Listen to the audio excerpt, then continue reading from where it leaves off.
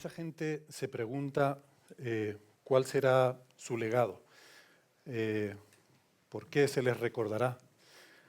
A mí me gusta plantearme esa pregunta, pero con una perspectiva más amplia, pensando no en mí, sino en nosotros, colectivamente. Digo, no nosotros los que estamos aquí en esta sala, sino pensando en nosotros como humanidad. Cuando ya no exista la humanidad sobre este planeta, quizás dentro de millones de años, ¿qué quedará de nosotros que permita a alguien que venga después recordarnos, conocernos, saber que existimos, si es que quedará algo? Entonces, este es un tipo de arqueología en el que me gusta pensar. Y no es la arqueología normal, humana, a la que estamos acostumbrados. No es una arqueología que trabaje en escalas de siglos o de milenios. Es arqueología a escalas de decenas de millones de años, cientos de millones de años. Nos asomamos ya a lo que se llama tiempo profundo, tiempos cosmológicos. Porque a la humanidad le quedan probablemente como mucho millones de años, quizás 10 millones de años o así, ¿no? Entonces, ¿qué quedará después? Quizás la respuesta intuitiva que nos podría venir de repente podrían ser pues, las grandes pirámides, las catedrales, los grandes rascacielos, algo así, ¿no? Pero esta idea tiene un problema, y es que vivimos en la Tierra. Y la Tierra no es un museo, la Tierra no tiene una superficie que conserve, que sea buena en conservar las cosas, ¿no? Sino al contrario, es un planeta que es muy vivo. Es muy dinámico, continuamente está reciclando su superficie, continuamente se está renovando. Es un poco peculiar en este sentido. Hay otros mundos en el sistema solar, hay planetas que tienen superficies muy antiguas, que llevan 1000 millones de años sin prácticamente ninguna alteración. Pero la Tierra no, la Tierra tiene tectónica de placas, hay subducción, hay placas que se meten unas debajo de otras, hay erupciones volcánicas que cubren grandes extensiones con lava, hay terremotos, erosión, total que a la larga nosotros sabemos, de hecho, con nuestra arqueología humana, cuando estudiamos ruinas de civilizaciones que vivieron hace siglos, 1000 años, miles de años, están enterrados en la Tierra. Y estamos hablando de miles de años, que no es nada comparado con las escalas de decenas o cientos de millones de años que estamos hablando. A la Tierra le quedan algo menos de 1000 millones de años de habitabilidad. Así que es plausible pensar que después de nosotros podría venir alguien más, podría haber otra especie inteligente sobre este planeta, que podría albergar otros seres inteligentes. Entonces, la pregunta me parece muy pertinente. ¿Habría alguna posibilidad de que supieran que hemos estado aquí? Y esto se ha estudiado científicamente. Hay varios estudios sobre qué habrá en la Tierra dentro de 100 millones de años que pueda considerarse un legado del ser humano. Este me parece particularmente divertido, este trabajo. Lo plantea dándole la vuelta a la tortilla. Dice, si en este planeta hubiera habido una civilización como la nuestra hace 100 millones de años, en el pasado, ¿seríamos capaces de saberlo? Y la respuesta es que probablemente no lo sabríamos, no los encontraríamos. Quizás sí, habría alguna pequeña pista, algún pequeño indicio, pero sería muy difícil de distinguir de un efecto natural. Así que esto lo llaman la hipótesis siluriana, estos investigadores. Alguien podría pensar, bueno, los fósiles. Nosotros tenemos fósiles de animales, de plantas que vivieron hace millones de años, de dinosaurios, hace 100 millones de años. Y eso es cierto, pero los fósiles, la fosilización es un proceso muy complicado. Hay que entender que nuestro registro fósil es extremadamente incompleto. Solo tenemos registros de aquellos seres que estaban muy extendidos por todo el planeta o en superficies o en áreas grandes, eran muy comunes, muy habituales y que vivieron durante mucho tiempo, millones de años, porque es muy improbable fosilizar. Se tienen que dar condiciones muy específicas. Entonces, si pensamos en nuestras ciudades, alguien pensará, deben quedar fósiles de nuestros coches, de nuestros puentes, de los parkings, de los McDonald's. No, porque nuestras ciudades solo llevan siglos en este planeta. Entonces, tenemos un concepto de escalas de tiempo humanas. Nos cuesta mucho pensar en escalas de tiempo profundo y además nuestro suelo urbano, aunque nos parezca lo contrario porque aquí en Tenerife la verdad que la proporción es mayor, pero en general el suelo urbano ocupa solo un 3% de la superficie sólida del planeta.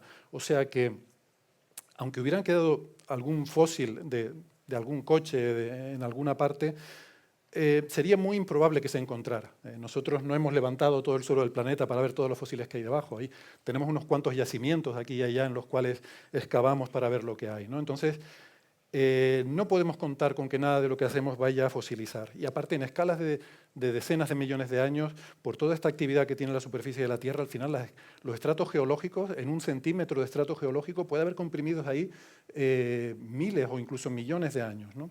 Así que no podemos contar con eso. Entonces, dentro de 100 millones de años, alguien que esté en este planeta, una nueva especie inteligente que habite este planeta, ¿tiene alguna forma de saber que estuvimos aquí? Quizás un explorador interestelar que pase por aquí, aparque su nave, a poner gasolina o lo que sea, y que se entretenga en explorar un poco nuestro planeta. Y dice, ¿qué planeta tan interesante? ¿Aquí habrá vivido alguna especie inteligente? ¿Tendrían forma de saber que nosotros hemos estado? Pues la respuesta es que sí, pero esa respuesta hay que buscarla no en el suelo, sino en el cielo. Porque nuestros monumentos que van a perdurar para el futuro, para el tiempo profundo, no están enterrados, están volando por el cielo. Esto que vemos aquí, esta imagen, es un catálogo de los objetos, los fragmentos, los satélites, todos los trozos artificiales que tenemos orbitando nuestro planeta a día de hoy. Es un catálogo de la Agencia Espacial Europea.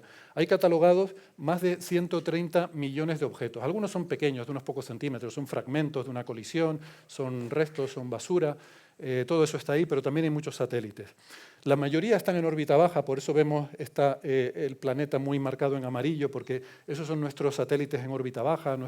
Eso no va a estar mucho tiempo. En cuanto se les acaba el combustible, en cuestión de décadas, caen, se queman en la atmósfera y desaparecen. Pero, no sé si ven en la pantalla, no se ven muy bien, pero quizás puedan apreciar que hay una especie de anillo alrededor de la Tierra. Hay como un cinturón que rodea la Tierra. Ese es el cinturón de Clark. Ese cinturón está asociado a la órbita geoestacionaria. Es una órbita muy especial, en la cual los satélites que están en esa órbita dan la vuelta a la Tierra exactamente en el mismo tiempo que la Tierra gira sobre sí misma. O sea que eso es muy útil. Ahí ponemos muchos satélites pues, de televisión, de telecomunicaciones, de muchas cosas, y como resultado, pues como ven, está poblada de muchos objetos y fragmentos. Bueno, pues los objetos en esa órbita, en la órbita geoestacionaria, en ese cinturón de Clark, esos objetos no van a caer nunca, van a estar siempre ahí orbitando. Cientos de millones de años, miles de millones de años van a seguir ahí dando vueltas. O sea, parece realmente impensable, pero créanme que es así. Yo mismo he hecho ese cálculo y he trabajado bastante en la estabilidad orbital de estos objetos. Sus órbitas varían, van a acabar colisionando unos con otros, chocarán, saltarán nuevos fragmentos que seguirán poblando más ese cinturón, pero ese cinturón se va a mantener durante al menos 1000 millones de años. Así que estas serán las pirámides que quedarán de la especie humana para el futuro.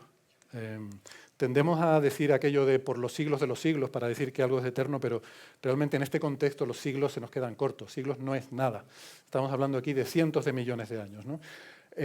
Hay algunas, esto quizás bueno, mucha gente sabe, ¿no?, que tenemos entre las sondas que mandamos al espacio, hay algunas que son interestelares, es decir, van a abandonar, van a salir de nuestro sistema solar y se van a acabar perdiendo para siempre por la galaxia, no van a volver nunca, se perderán por ahí. El espacio es enormemente vacío, el universo, incluso en nuestra galaxia, es tremendamente vacío. Estas sondas no van a acercarse nunca a ninguna estrella, están condenadas a vagar siempre en la oscuridad del espacio vacío y van a estar durante miles de millones de años vagando por la nada. Finalmente acabarán pues, como objetos muertos, erosionados por la radiación cósmica, por micrometeoritos, pero se irán ahí, propagándose por el espacio vacío. Serán una especie de ruinas móviles vagando por la galaxia. Entonces, en algún momento a alguien se le ocurrió que ya que íbamos a mandar esto, por si acaso se diera la improbabilidad infinita de que alguien alguna vez lo encontrara, ¿por qué no poner un mensaje en la botella, ¿no?, como los náufragos?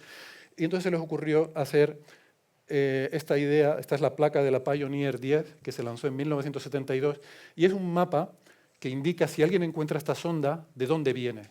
Da información sobre nosotros, sobre quiénes fabricaron ese artefacto, para que si alguien alguna vez lo encuentra pueda saber algo sobre nosotros. Es muy improbable que nadie lo encuentre, pero es bonito pensar en estas cosas, ¿no? Bueno, pues de forma más reciente, y por esto que les contaba de la longevidad casi eterna de estos satélites en la órbita geoestacionaria, hay un satélite, este de aquí, el Icostar 16, que es básicamente un satélite de telecomunicaciones, que a alguien se le ocurrió la idea, puesto que esto va a estar ahí 1000 millones de años dando vueltas en torno a la Tierra, de hacer algo parecido y poner una placa. Bueno, lleva un disco con imágenes de la Tierra, etcétera, etcétera, para que el arqueólogo futuro que lo encuentre dentro de millones de años sepa algo de nosotros, pero tiene un mapa que tiene la particularidad de que no es un mapa del espacio como aquellos, porque no hace falta decir de dónde éramos, porque ya se sabe, éramos de aquí, este satélite está aquí en la Tierra, si alguien viene y lo encuentra, lo encontrará aquí. No, es un mapa temporal, es un mapa que dice de cuándo venimos, no de dónde venimos. Interpretando ese mapa, si lo consiguen, los arqueólogos no humanos del futuro podrían averiguar cuándo vivimos, que me parece que es una idea muy, muy atractiva. Entonces, hay un concepto también que me resulta fascinante, ¿no? Que es el concepto de cementerio. Cuando estos satélites en la órbita geoestacionaria terminan su vida, con los últimos arrestos de combustible que les quedan, lo que se hace es que no se los puede hacer caer a la Tierra porque no tienen energía para eso, pero se les da un empujoncito para subirlos un poquito más, alejarlos un poquito, solo 300 kilómetros, que es prácticamente nada en ese diagrama, pero quitarlos de en medio, para que los futuros satélites no se choquen con ellos. Entonces están un poquito por encima, y eso lo llaman el cementerio, una órbita cementerio. Y con el tiempo estamos poblando, ese anillo que ven ahí es básicamente objetos en la órbita cementerio. Ahí estarán muertos para siempre, chocarán, se fragmentarán, lo que sea, pero esos fragmentos quedarán ahí en la órbita cementerio. Entonces, me parece muy bonito porque no es metafórico, es literal. Se trata literalmente del sitio donde van a descansar los satélites muertos y van a pasar ahí el resto de sus días. Y para nosotros es gestión de residuos espaciales, pero para los arqueólogos del futuro, que ven en tiempo profundo, esto es un auténtico yacimiento, este cinturón que vemos aquí. Es un yacimiento arqueológico y me parece casi poético que el yacimiento que estudian los arqueólogos del futuro sea un cementerio, como hacemos nosotros con las civilizaciones antiguas. Así que me parece muy, muy bella y muy evocadora esa imagen. Podemos darle la vuelta a esto. Los astrofísicos llevamos 70 años buscando, en serio, civilizaciones extraterrestres en el espacio. Y eso normalmente se ha hecho sobre todo intentando encontrar señales de radio que pueden estar emitiendo otras civilizaciones. Pero estamos ahora en una época muy especial en la astrofísica, en la que tenemos la capacidad de detectar planetas en otras estrellas, exoplanetas. Hemos detectado miles de exoplanetas y estamos empezando a caracterizarlos y a estudiarlos y a poder aprender cosas sobre ellos. Y en el futuro, con los nuevos supertelescopios que se están construyendo ahora, podremos determinar muchas más cosas sobre estos planetas. Y se piensa que a lo mejor podemos llegar a encontrar indicios de vida en alguno de esos planetas, sobre todo en estrellas cercanas, que es lo que podemos explorar a día de hoy. Hace unos años, en 2018, propuse que algo que deberíamos hacer es buscar estos cementerios orbitales en otros planetas. Me parece que tiene mucho sentido. Primero porque ahora empezamos a tener la capacidad de encontrar estos cinturones de objetos orbitando alrededor de otros planetas. Pero segundo porque hay un problema clásico con esto de buscar civilizaciones extraterrestres, y es lo que se llama en la jerga el problema de la sincronicidad. Y es el hecho de que el presente es efímero y la historia es larga, ¿no? El pasado es mucho más largo que el presente. Si civilizaciones, una especie como la nuestra, va a vivir millones de años, el hecho de que dos civilizaciones coincidan en el tiempo en estrellas relativamente cercanas, que es lo que podemos explorar, es altamente improbable.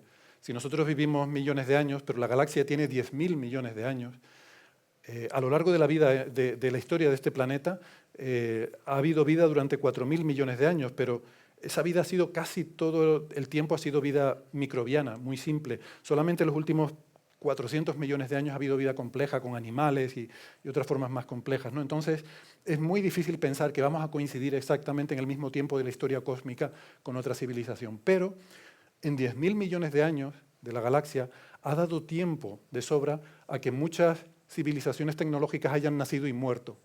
y hayan desaparecido, pero hayan quedado quizás sus cementerios, sus yacimientos, y podemos intentar encontrarlos. Y eso me parece una idea también muy bonita. Pero, dando la vuelta al asunto y volviendo de nuevo a la Tierra, para ir terminando, hemos estado pensando hasta ahora en el futuro profundo, los arqueólogos del futuro, arqueólogos no humanos que puedan querer encontrarnos. Pero, ¿y si miramos al pasado? ¿Es posible que alguien haya pasado por este planeta hace cientos de millones de años, lo haya observado, haya seguido su camino? Resulta que cuando estudias, piensas, haces cálculos sobre estos cementerios orbitales, te das cuenta de una cosa que me parece muy interesante. Y resulta que la Tierra no es perfectamente simétrica, no es perfectamente esférica, tiene sus irregularidades, tiene sus imperfecciones, como todo, y eso hace que su potencial gravitatorio tampoco sea perfectamente simétrico, sino que tiene sus irregularidades. Y en particular, hay dos valles del potencial gravitatorio de la Tierra, debido a su forma, que están en extremos opuestos del planeta, están en dos longitudes opuestas, a 75 grados este y 105 grados oeste, a 180 grados de separación en la órbita geoestacionaria, o sea, encima del ecuador. Encima del ecuador de la Tierra hay esos dos puntos.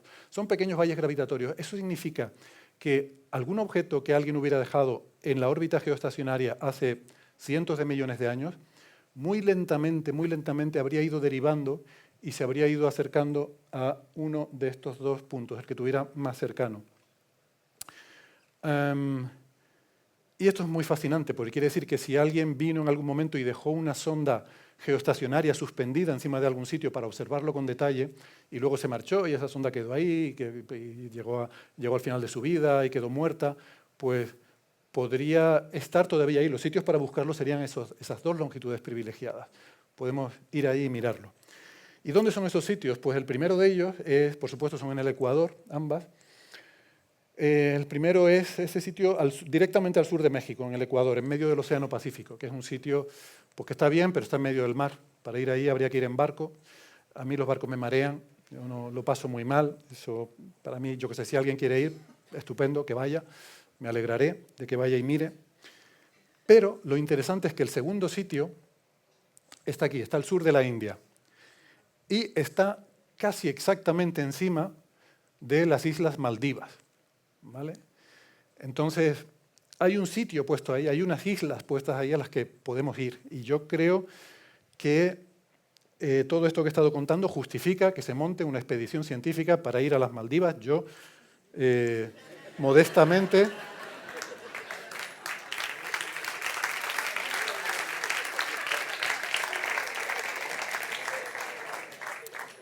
Si hay que ir, se va. Uno es profesional. Y bueno, si alguien aquí está interesado en acompañarme, en venir a la expedición, o que acompañarme en financiar la expedición, porque claro, estas cosas requieren una financiación, pues que se ponga en contacto conmigo y lo organizamos. Pero bueno, nada, simplemente quería despedirme diciendo que, bromas aparte, es bonito pensar en tiempo profundo, es bonito pensar en escalas cósmicas, y que cuando pensamos en arqueología en escalas cósmicas, tenemos que levantar la mirada, dejar de mirar al suelo y mirar al cielo. Muchas gracias.